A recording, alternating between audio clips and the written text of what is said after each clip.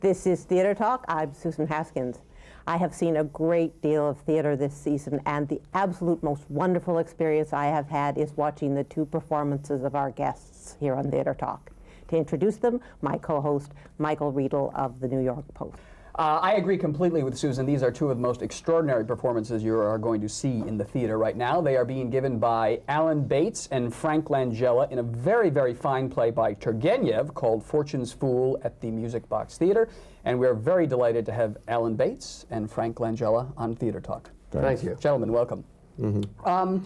All right, just to give the audience a sense of the characters you are playing, I'm not going to attempt the pronunciation of their names since they're Russian. I'll let you handle that. Alan, your character is? Kuzovkin. All right, and he is sort of hanging around this estate, has been hanging around a long time. A long time. He's one of those people who often turn up in Russian plays, who is the kind of aristocratic sort of gentleman, impoverished, who people take in.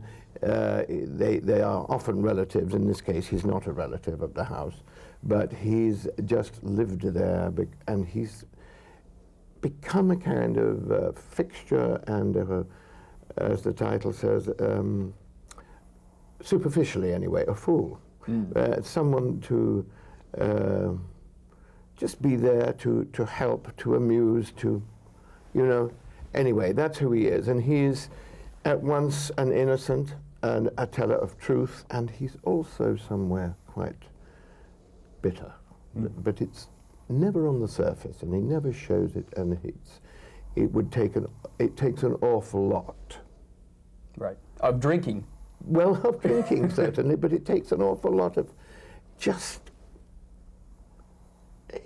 you've got to really get him right up against the wall, almost into the wall, before he'll actually... Right. But before we jump to your character, Frank, one thing interesting about this play, though, is that it begins, as all good plays, with a kind of dramatic moment in his life because the estate has changed hands. And he's concerned that he might suddenly lose this basically free ride he's been getting all his life. And that's sort of what is disturbing him. He's at once excited and really quite frightened. Right, right. Yeah. Now, into this household comes your character, the neighbor, preening, arrogant, and sly. His name is? His name is Trapachov, and he's a son of a bitch. Yeah, and what's he up to? What's his game? Well, he's one of those people that exist in the theater a great deal. Alan and I have a couple of people we know well who are Trapachovs. He's just someone who can't let anybody rest and can't let anybody be at peace. He wants to needle and probe and destroy, really. Someone who can't be happy with anybody else's happiness or pleasure and likes to uncover the worst in any situation and bring it forward. He's really a delicious part to play. Yeah, he is a villain, I mean, really, of this piece. And he just keeps going at your character. I mean, he knows the secrets which we won't reveal, but he's sort of... No, well, he sort of doesn't, really, but he's just looking for anything, I think. He's trying to find he's looking the for Achilles heel. Yes, of everybody. Yeah, of everybody, but particularly of me because of the Kuzovkin character, because he's such a sitting duck, really. But he has a real particular and specific loathing of this character for very personal reasons, which never really quite come out in the play, but are there underlying it. It's interesting you say that, because I was trying to figure out what is it about your character that is so, that drives your character to beat him up mercilessly? Well, I think it's status too, isn't it? Yeah, you're legitimate. I am the real thing. I've just got no money. You know, I've just we're talking about being a gentleman here. Yes, absolutely. Yeah. And I think he is very nouveau and somewhere self-conscious about that. I mean, and so that there's a huge front that he has, and I've almost got a sort of self-effacing apology for being alive. They are extremes, these two characters. It's why they work so well, and it's why it's such fun for us to play. It's such a beautiful juxtaposition. Well, I was going to watching you guys act together. It's like watching two great tennis players. Well, I've often called it a tennis match, and it is in a way. I mean, one uses these because you're trying to find a way to describe it, but I know what you mean, and I've said the same thing. And there are some nights where particularly it really just is such.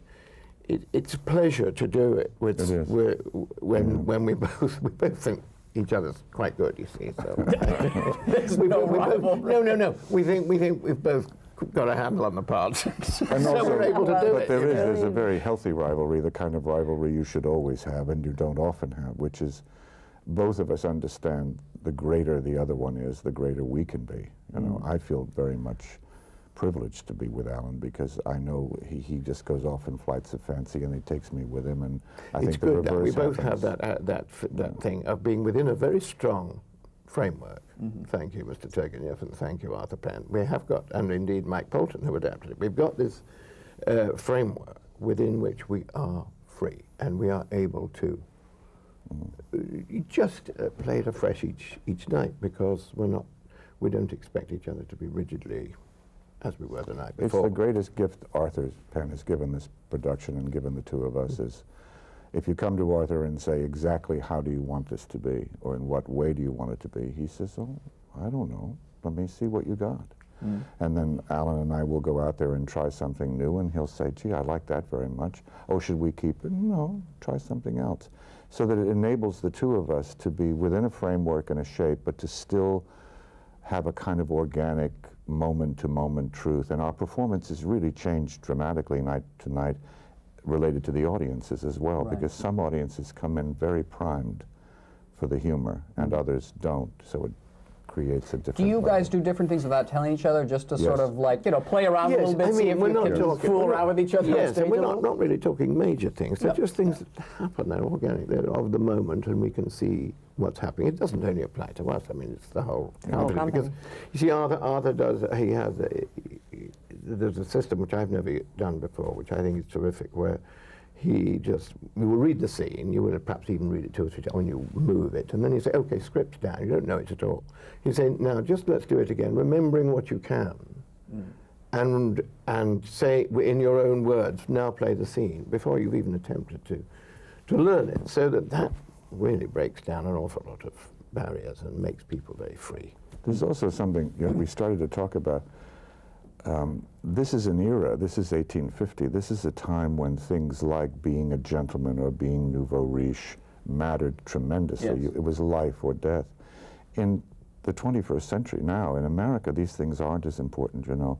People who make a tremendous amount of money and have absolutely no family background are really quite high on the list these days. But in this particular time, Alan's character is the creme de la creme, really, of society. He just happens not to have The cash. any money. And you also see how unthinkable it is for him to have a job. And so you see all the menial laborers in the household working around you, and there's no way you're going to be doing those activities. Absolutely. Yes. But he's also one of those people, and I don't know how many there are, but I've met a few in my life. But he only says it once, but he's afraid of life outside the house and the security he has found, however unsatisfactory it is, however little claim he really has on it. He's found a place and he's found a security, and he doesn't want to go outside it because he cannot deal with the world. He's almost too good for the world. Today they would diagnose him in agoraphobic and they'd put him on Zoloft. Well, or this is the something. thing. And there'd be no fortunes, there'd be no Russian plays or novels, actually. Or you could say he's someone who just absolutely knows exactly who he is and what he can cope with and what he can deal with. Right. The thing that's really rewarding, though, about this play is how, and I have to say surprising to me and surprising to Alan, we weren't even sure we'd be here after a few weeks because it's a Turgenev play and it's unknown, is your reaction, thank you, is the reaction of most people, which is really rewarding to us, how much the audience is moved by it, how much they want to know what's going to happen to him. And we didn't think that was going to happen. We were worried that we weren't chic or in. wasn't Well, relevant and and- again, we can't emphasize how wonderful it is to see really great acting. I mean, just, well. Yeah, I was going to say, when Arthur Yes, you Penn, the can. director, says, show me what you have. Yeah, Well, I you could showed direct you him. guys if I just show me what you have. Speaking of which, I'm curious about that. Since we have two of the great actors with us, just talk a little bit about acting for a minute.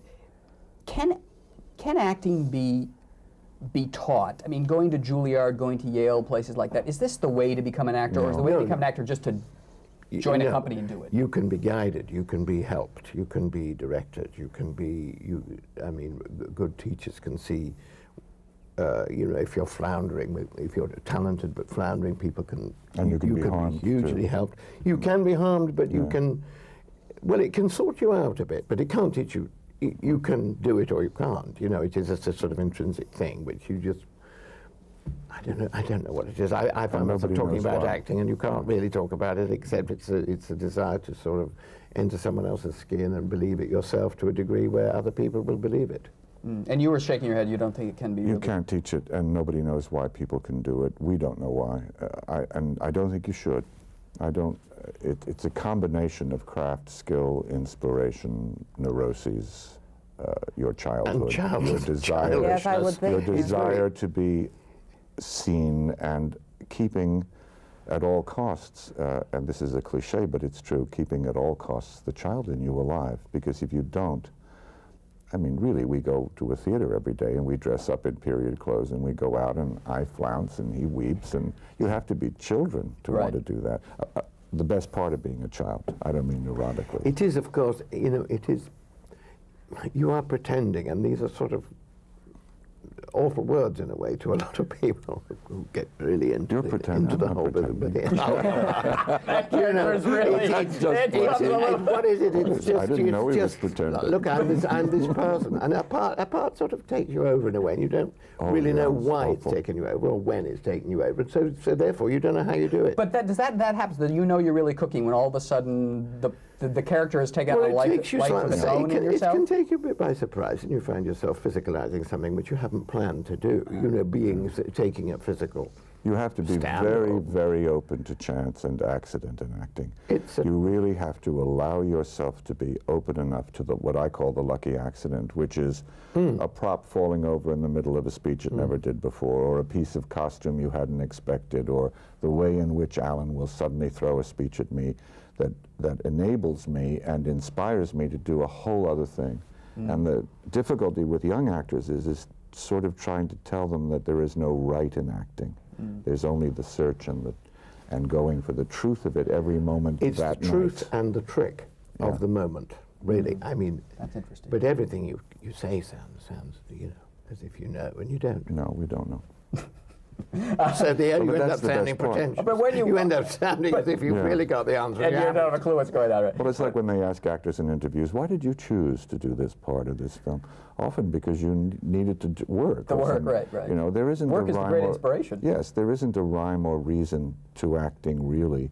And if you've done it as long as we have, I think there's an unconscious system by which you work, and you don't even think about it. You just have your own methods, and Alan's and my method happen to be sort of similar without our ever discussing it. But you see, where Juilliard comes in and all these other places come in, is just the vocals, everything to do with your body and your voice, which people have dismissed in the past, but it's vital. You can't function without having technical accomplishment and a knowledge of what your voice will do and what your body will do and how free it can be. You can't, and then you have to forget all that. But you have to go through a whole process of that and then just let it go, because it has to be second nature. I want to ask you about the kind of roles you get in modern plays, and I wonder if the joy of this kind of play is these sizable, meaty roles that I don't really see in modern plays anymore. Is that a... I think it's true to say that these are two great creations by Turgenev. They are absolutely wonderful parts. You do get wonderful modern parts, but it's wonderful to have two parts that are in... The story is timeless, so it's not 1850 really, and it has huge audience appeal today because they understand what's happening. It's a human story. It's extreme, it's cruel, it's extremely funny. It's got an absolute emotional truth to it. So it could have been written yesterday, but it wasn't. It was written 150 years ago. So you have to wrap it up now. It's also epic in size, in that the characters are epic, and everything in our time is minimalized now. Everything is getting smaller. Actors are being asked to do this moment to moment. Hey, I don't know, how do you feel acting? And it can be wonderful and real, but it's not exciting and it's not real theater. The parts offer us a chance to be epic. Right. Well, they're great parts, and we've said it many times here, but it's true. Great performances. Absolutely terrific performances. I wish you a lot of luck with Fortune's Fool. Thanks. I think it's going to be around a very long time. Alan Bates. God forbid. No, you've got to go to the movies and make some real money. Not very long, no. Alan Bates and Frank Langella, it's been a real pleasure having you here tonight on Thank you both. Don't miss it. I hope Pavel Nikolaevich does not doubt the sincerity of my welfare. Fill his glass, Fishy. Fill it. A brimmer, I said. Now, come on, let's hear what you have to say. Oh, well, yes, as a poor man who has nothing to give but kind words, I offer the welcome of a good heart. And I wish for our noble host and his dear wife good health, prosperity, and measureless happiness. Oh, thank you. That was very moving. A little long-winded. And continuing on with our Tony Award nomination coverage, we are very happy to have with us Shuler Hensley, I got that right? That's right. Who was nominated for his absolutely magnificent performance as Jud Fry in Oklahoma. Very happy to have you with us, Shuler. Thank you. I'm glad to be here.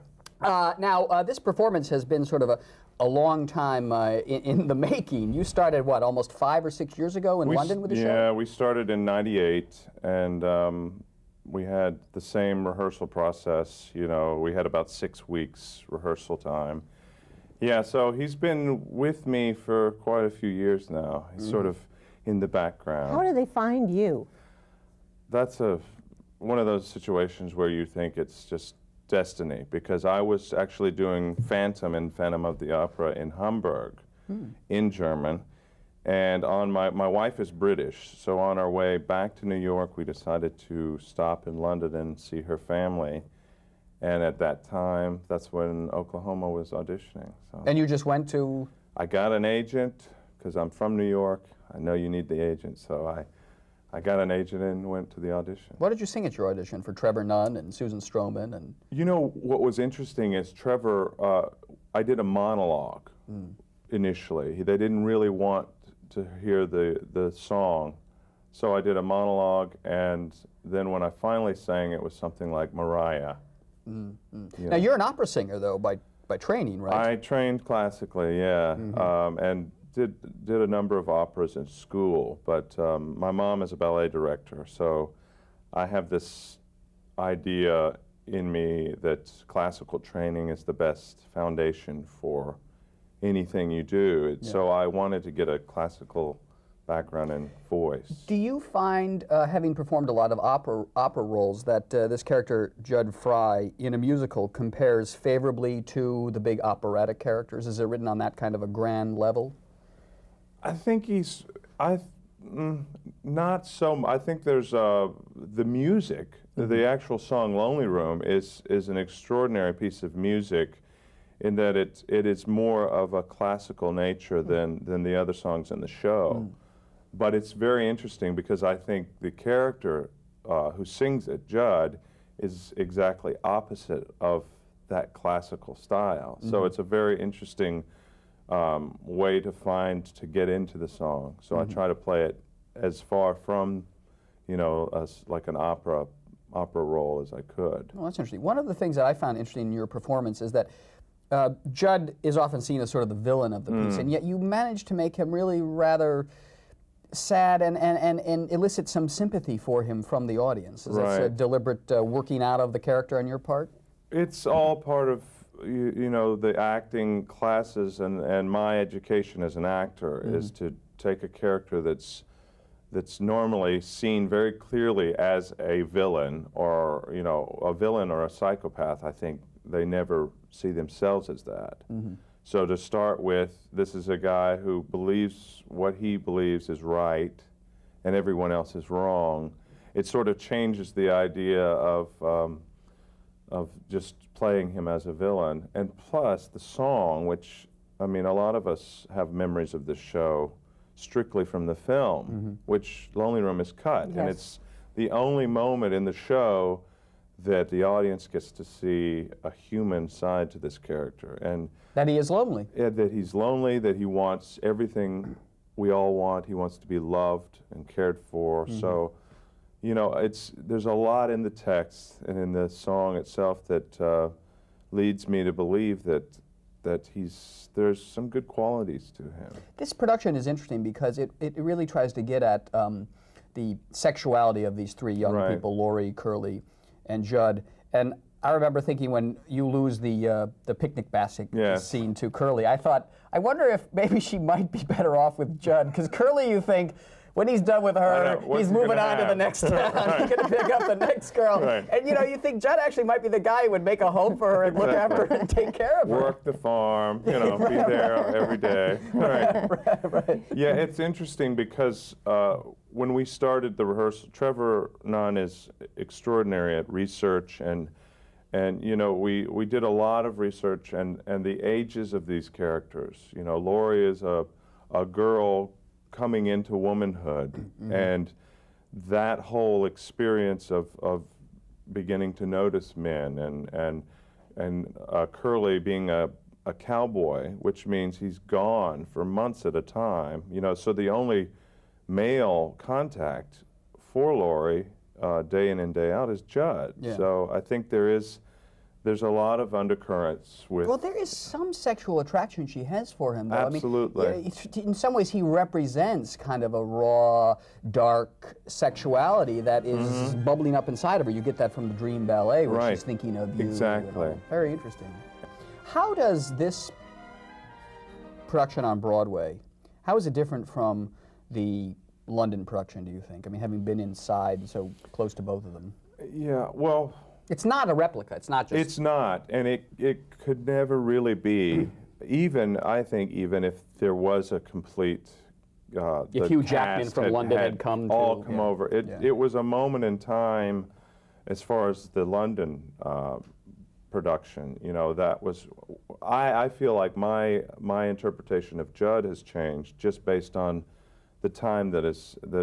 Well, how has it changed? I feel like he's a bit more settled. He's still got the problems, but you draw from your own life experiences, and my life has changed dramatically from when the London. I have a child now, and I have more of a sense of family. So I think the idea of a lack of that is much stronger in my feeling when I'm playing Jud. So how did Trevor Nunn's approach change from London to New York? It's very interesting. It's very subtle, in that I believe Trevor has I know he has a goal to reach for each character, an arc. But the journey that you find, he allows everyone to take themselves, and he guides without really being noticed, if that makes sense. So that each new character, the people who were cast in this production, are quite different from the London cast, but in the end, they've reached the same place. And still young and vital. It's definitely deliberately on the part of Trevor Nunn to make these young sexual people. Right. What did you do between when you opened in London and the New York production? Because you were going to come immediately, and then there was all trouble with equity and all sorts of things. Fast food worked. No. Career you saw just going out the window. No, I actually focused more on television and film work, and actually did Les Mis here for a year as Javert. Right. So I always knew that after all was said and done, this production would find its way here, and that I would want to be a part of it. And you were in the clear as an American. Right. Exactly. No trouble with the union. Exactly. Yeah. So I always did jobs knowing that I'm in town, I'm around. It might be this season. Exactly. Can't go to L.A., so it's worked out really well. Well, it was worth the wait for you. Smart decision. It was worth the wait for you, and certainly was worth the wait for us, because it's a terrific performance. Shuler Hensley as Jud Fry, the not-so-bad guy, maybe, exactly. in Oklahoma. The lovable bad guy. Well, I wouldn't go that far. He still has that knife he's trying to... Just He still rapes her in the dream That's ballet. it, right. Misunderstood, yeah. Thanks a lot for being our guest Thank today. you. Talk. So we'll see you next time on Theater Talk. Now here's Shuler Hensley in Oklahoma. Good night. Oh, Jud is dead, a candle lights his head. He's laying in a coffin made of wood. And folks are feeling sad.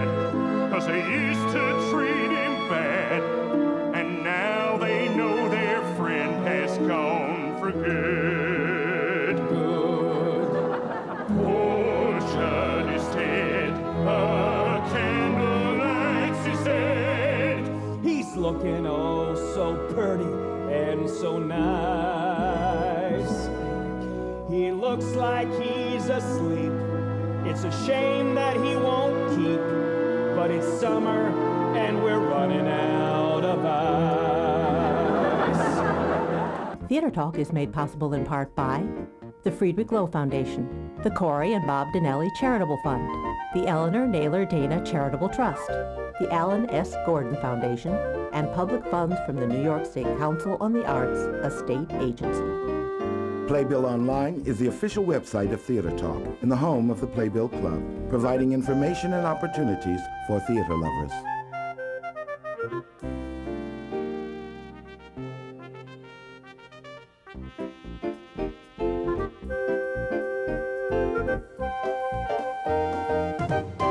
We welcome your questions or comments for Theater Talk. Thank you and good night.